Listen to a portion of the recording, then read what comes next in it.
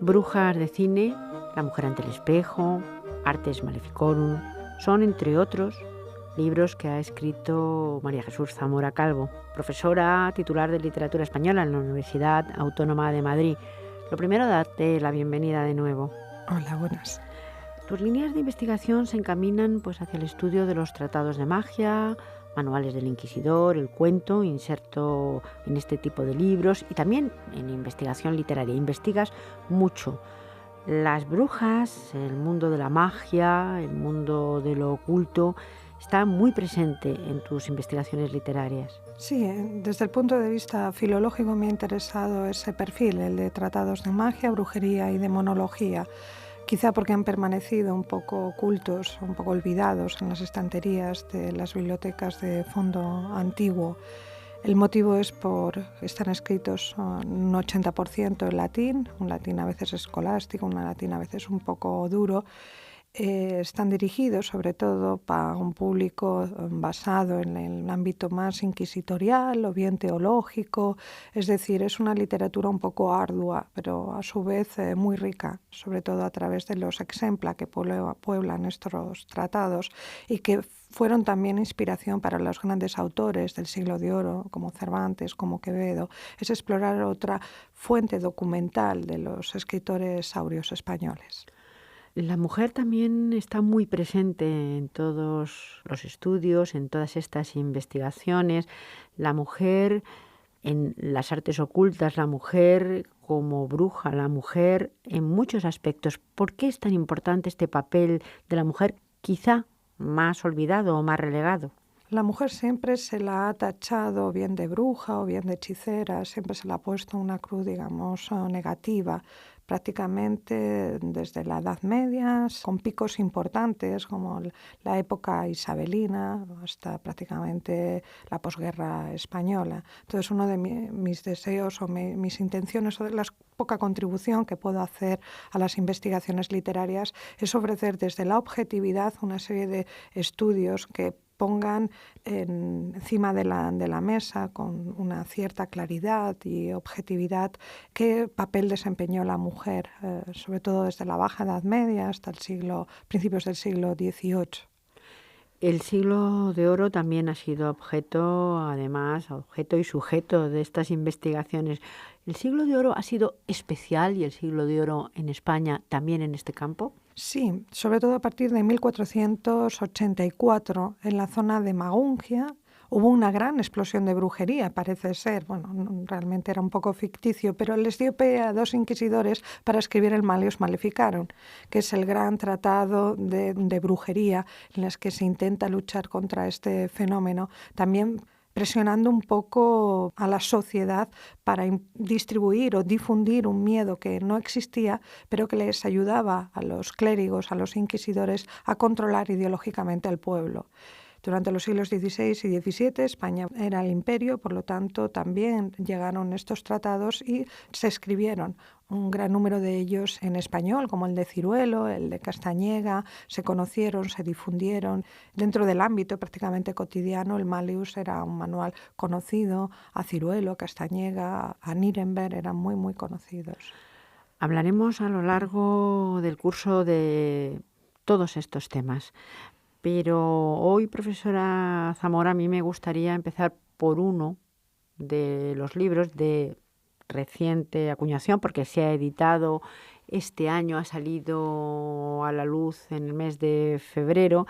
Se titula Brujas de cine, la autora María Jesús Zamora Calvo, y es de Abada Editores. Es un libro que nos hace un recorrido por las brujas en el cine, pero de una manera muy especial, porque también hay algunas que ni siquiera han llegado al cine, que pueden llegar, pero que son historias reales, conocidas, interesantes y que quizá en algún momento lleguen al cine. El libro consta de 11 capítulos. La editora literaria soy yo la que les ha dado unidad a ellos y demás. Y en uno de ellos, el que firma María Jesús Torquemada, nos muestra un proceso inquisitorial inédito, se desconocía, que lo sacó de la Blackford Library en California. Aquí nos trata el caso de una persona, mujer, que fue condenada por brujería y mientras estaba esperando que se fuera juzgada como tal, de repente prendió fuego dentro de su celda y murió quemada. Los inquisidores consideraron que se había suicidado, pero los médicos y determinadas personas estuvieron examinando el cadáver de esta mujer y descubrieron que sus manos estaban totalmente destrozadas, porque intentó salir por la puerta arañándola, gritando y demás, y realmente la prendieron fuego dentro de la celda para hacer desaparecer la voz de esta señora. Como te comento, son 11 capítulos. Entonces, los primeros tratan sobre Circe y Medea. Vamos desde la antigüedad hasta prácticamente la época actual, las brujas que acaban de salir en el cine y demás. Circe es abordada por Paco Salvador Ventura. Recoge la imagen de esta mujer que queda plasmada en la Odisea de Ulises. Pero posiblemente la figura que a mí más me interesa es Medea. Una mujer que viene de fuera, se casa con una persona noble, tiene 2 hijos y por culpa de los celos o por miedo a perder su posición de reina, mata a sus hijos. La muerte de los hijos, hechos que los tenemos hasta en el momento actual en medios de comunicación y demás. ¿Cómo es posible el infanticidio, que una madre pueda llegar a destrozar a sus propias criaturas? Medea, que está presente desde los griegos, por supuesto, una gran tragedia griega, pero Medea se le considera dentro de la brujería. Medea es una mujer que verdaderamente podemos pensar que es una psicópata o, sin embargo, podemos pensar que es una bruja, una mujer malvada o una mujer que tiene simplemente miedos, muchos miedos, y que sacrifica a sus hijos por esos miedos. Es posible, pero ella disponía también de una serie de conocimientos mágicos. El hecho del vestido que regala a la novia de su marido con la que se va a casar y que le produce la muerte, o las invocaciones que realiza y demás. Es una mujer de plena actualidad, muy, muy compleja, un personaje y una figura muy, muy complejos, que es necesario rescatar, tal y como lo están haciendo en el teatro, con bastante frecuencia, para que, sobre todo en el momento actual, nos interroguemos y pensemos por qué una persona puede, hay Medeas y Medeos, puede llegar hasta el extremo de la anulación de la vida de un hijo. Esto también y sería bueno para un programa aparte, porque son muchas reflexiones las que puedes pensar a veces. Puedes pensar que esta barbaridad puede llegar simplemente como para intentar liberarte por una sensación de libertad. Medea es una figura muy contradictoria y en mujeres que pueden y podemos reconocer de otra manera, por supuesto, pero también a día de hoy. Efectivamente, salir en su carro dorado al sol. Por ejemplo, Carmen González es la que aborda el estudio de Medea en Brujas de Cine y cuenta relatos de películas actuales que tratan el tema de Medea. Entonces ese carro dorado que prende fuego queda sustituido por un taxi amarillo. O sea, como el simbolismo de la época clásica tiene también su correlato en el momento actual. Es un artículo realmente fascinante, de una gran especialista en el tema. Porque claro, lo que hay que ver es que en el cine esta figura de Medea es reemplazada por otras figuras similares, pero además en el momento actual y con los símbolos de hoy. Y si seguimos recorriendo en este proceso, va de Circe a Medea. Efectivamente, el tercer capítulo versa sobre Axam. Le aborda Roberto Morales Esteban, que es un historiador, un gran conocedor de esta película. Esta película es de 1922, del danés Benjamin Christensen. Fue la película más cara de su momento. Su rodaje fue muy largo, aborda prácticamente 3 horas la versión completa y tuvo muy poquito éxito, fue catastrófico. Posteriormente ya se hizo otras versiones de en torno a 1 hora, 60 minutos en concreto, con el que tuvo un poquito más de acogida social. Lo importante de esta película es Christensen se fascinó por el martillo de las brujas y quiso hacer un homenaje a su propia visión del mundo de la brujería y se la mostró hace prácticamente un siglo, muy a comienzos del siglo XXI, con un corte, con un enfoque, con una película realmente sublime. Hace unos pocos años, un par de años, volvieron a reeditarla en la versión completa y yo realmente aconsejo su visualización. Más que nada porque se ve cómo es el mundo de la brujería que a él le atraía tanto, se ve cómo son esas relaciones entre las brujas, se ve esta personalidad de la brujería o lo que es la brujería. Es prácticamente una película documental, entonces aborda el tema en blanco y negro, bellísimas, determinados planos muy poéticos, muy evocadores. Entonces, en uno de ellos aborda el aquelarre, cómo las mujeres se reunían en torno al macho cabrío. El macho cabrío era prácticamente él que se disfraza de diablo y aparece en su propia película. El corte es magnífico, totalmente. Otra de las películas que también su estudio ocupa uno de los capítulos de este libro es Vampire, de Dreyer, también del norte de Europa. Es una cinta que presenta un viaje iniciático de su héroe protagonista por las brumas de la inocencia. En ella tiene un papel muy importante la madre bruja, una madre muy posesiva, que domina por completo a su hija desde el punto de vista psicológico, desde el punto de vista intelectual. Se trata de una anciana un poco varonil, de gesto adusto y autoritario. Es muy probable que sea la protagonista fantástica y sublime de esta película de Dreyer. También esta figura de la madre posesiva que se ha tratado desde todos los puntos, desde el punto de vista de la psicología, de la psiquiatría, y que también tienen puntos de conexión, porque los podemos ver ahora mismo en muchas figuras, y de una madre acaparadora a una niña y a una película mítica, El Mago de Oz. Pedrosa, José Manuel Pedrosa, un gran investigador, una persona que yo admiro y respeto mucho, realiza un estudio muy bello de esta película. Se dedica a estudiar los roles de género sexual, las convenciones de género literario y la influencia que tiene dentro del folclore. Se basa tanto en el libro como en la película, en la que elementos complejos y poliédricos giran en torno a la brujería y a la magia, dándonos una perspectiva nueva, innovadora y también complementaria a la que hasta el momento se ha dado. Claro, porque aquel que conoce tanto el libro como, por supuesto, la película del Mago de Oz, en su propio nombre lleva la palabra mago. Es decir, estamos hablando de una película, toda ella, desde el principio hasta el final, mágica. Y eso muchas veces no nos lo planteamos como una película que parece un cuento, pero es una película mágica, porque trata precisamente de eso, de magia, toda la película. Sí, el género infantil siempre está vinculado también con toda la magia, el mundo encantador, el mundo sobrenatural, para que el niño desde sus primeros años desarrolle su imaginación. Aunque el mundo infantil a veces es terrorífico, porque si nos ponemos a ver cuento tras cuento, vemos que en general, sobre todo las brujas que se plantean, suelen ser terroríficas, y hasta los mismos personajes que son las heroínas o los héroes tienen también sus rasgos complicados. Continuamos en este viaje del Mago de Oz.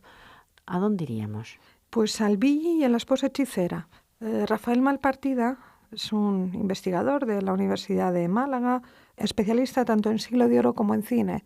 Se ha basado en este estudio en realizar una evolución de cómo el texto literario se adapta al cine. Investiga, analiza, explica toda la simbología que en torno al Billy, que es un ser de Gogol, se transmite en su película de forma extremadamente precisa, bella, clara y muy certera. Es otro capítulo que también recomiendo su lectura.